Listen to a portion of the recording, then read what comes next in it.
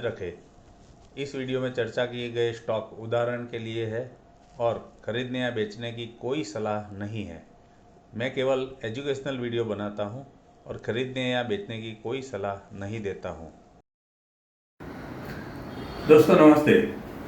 दोस्तों 5 रुपये का स्टॉक आप खरीदते हो और अगर 2-4 महीने 5 महीने में या 1 साल में 50 हो जाता है तो कितना अच्छा लगता है। तो ऐसे स्टॉक को पेनी स्टॉक बोलते हैं। इंडिया में, भारत में 20 रुपये से नीचे वाले स्टॉक जो होते हैं उसको पेनी स्टॉक बोलते हैं, लेकिन कभी कभी 100 रुपीज़ तक भी पेनी स्टॉक हो सकते हैं। पेनी स्टॉक की मेन खासियत क्या है कि उसकी लिक्विडिटी होती नहीं है, भाव बहुत कम होता है और क्यों डाउन है वो किसी को पता नहीं होता है, अनजान होता है स्टॉक, किसी को कुछ पता नहीं होता है। अब क्या ऐसा स्टॉक हमें खरीदना चाहिए? ये देखा गया है कि ज़्यादातर लोग ये सोचते हैं कि भाई मैं इन्वेस्ट जो कर रहा हूँ अमाउंट कम है तो पेनी स्टॉक मुझे लेना चाहिए, तो वो लोग करते हैं पेनी स्टॉक खरीदने का काम। अब पेनी स्टॉक जब खरीदते हैं तो ये सोचते हैं कि मैं 1000 ले लूँ, 5000 ले लूँ, क्योंकि भाव कम है। कभी कभी तो 2 रुपये वाले भी होते हैं, लेकिन ऐसे पेनी स्टॉक में कमाने का चांस यानी कि 10% ही चांस रहता है कि आप कमाओगे, तो बाकी का तो आप लॉस ही कर रहे हो।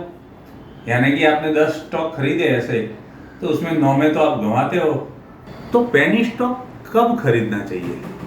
तो देखिए, जब पेनी स्टॉक आपके ध्यान में आता है और आप सोचते हो कि मुझे लेना ही है, तो आपको उस पर सबसे पहले प्रमोटर्स के पास कितने शेयर है, प्रॉफिट कर रहा है कंपनी, कर रही है कि नहीं कर रही है, और उसका क्या रीज़न है कि वो पेनी स्टॉक बन गया।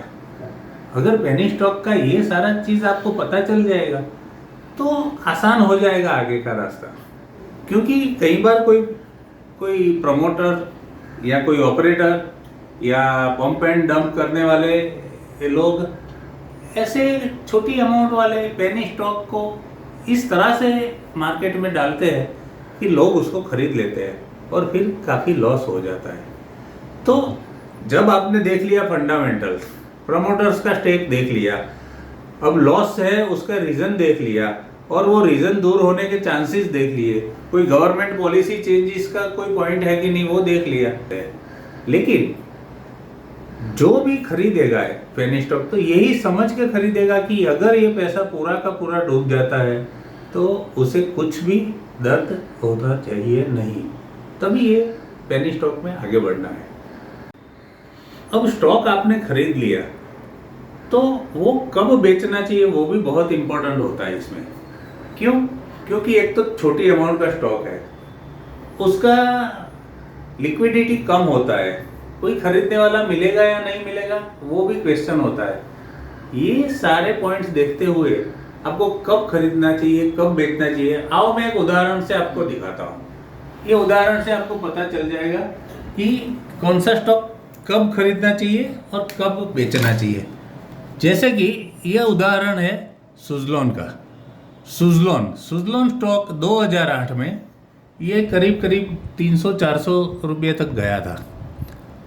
अब फिर उसको पेनी स्टॉक बन गया, और पेनी स्टॉक बनने का रीज़न था उसका डेट ज़्यादा था, उसने उधार पैसे ज़्यादा ले रखे थे और इंटरेस्ट का बर्डन बहुत हो गया था। तो देखिए, ये उसका भाव 2012 से करीब 2-3 रुपया हो गया और ये 2023 तक ये उतना ही भाव रहा।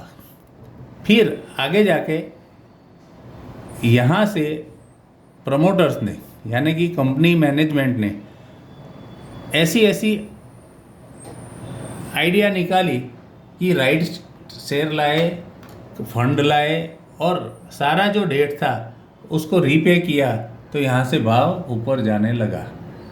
तो अब देखिए, ये पेनी स्टॉक भले है, लेकिन जब आपको पता चले कि ये डेट रीपे कर दिया है, अब कोई इंटरेस्ट का बर्डन नहीं है, तो ऐसे टाइम पे आपको ख़रीदना चाहिए यहाँ पे, और फिर एक टारगेट रख के उसको बेचना चाहिए कि भाई 10%, 20% डबल हो जाए तो मैं बेच दूंगा। इस तरह का कोई टारगेट रख के आपको चलना चाहिए। और ये देखो 84 तक गया था, फिर दोबारा नीचे आया है और आज की डेट में 64 तक चल रहा है।